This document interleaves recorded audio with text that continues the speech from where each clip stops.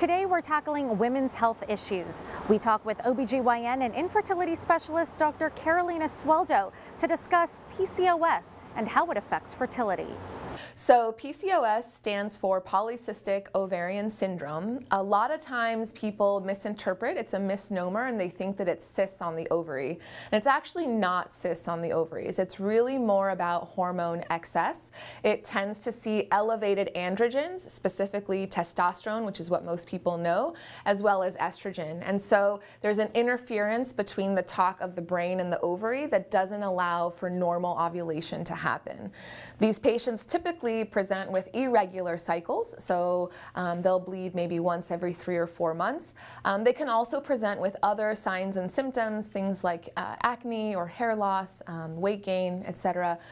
So it's a multifactorial disease that presents with varied clinical signs and symptoms. Women of reproductive age, we know that PCOS affects approximately 8 to 12% of them, so it's actually super common in women of reproductive age. It typically will present in late adolescence or early adulthood, but really any woman presenting with irregular menstruation should be at least thought of as one of the possibilities. We believe that there are multiple things that contribute to PCOS. We believe there's a genetic component to it.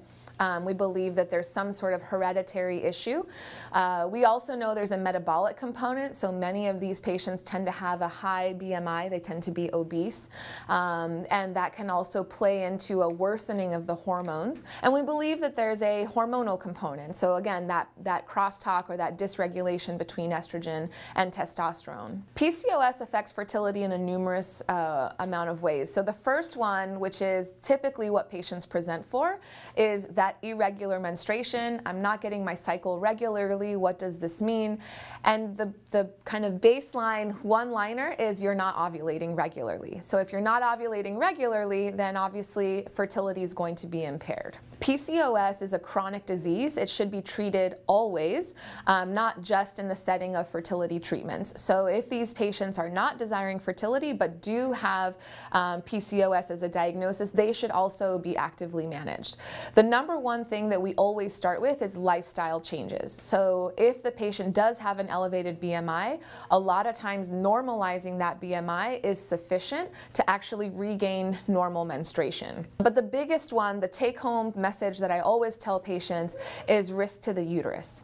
So if you have elevated estrogen and you're not seeing any progesterone, which happens after ovulation, then the cells of the uterus are only seeing estrogen, which is a stimulant. And so those cells have the potential to become abnormal, precancerous, or even cancerous. So those patients are at increased risk for cancer of the uterus or endometrial cancer. So the one takeaway, if they remember nothing else from my visit, is you want to protect that uterus. So if you're not trying to conceive, you want to make sure you're getting progesterone, whether it's from a birth control pill, whether it's from another medication called Provera. There's several other ways to manage that. Even an IUD, if it's a younger patient who doesn't want pregnancy for a while, a progesterone IUD could be a great option. But definitely you want to make sure that you're combating that high estrogen environment.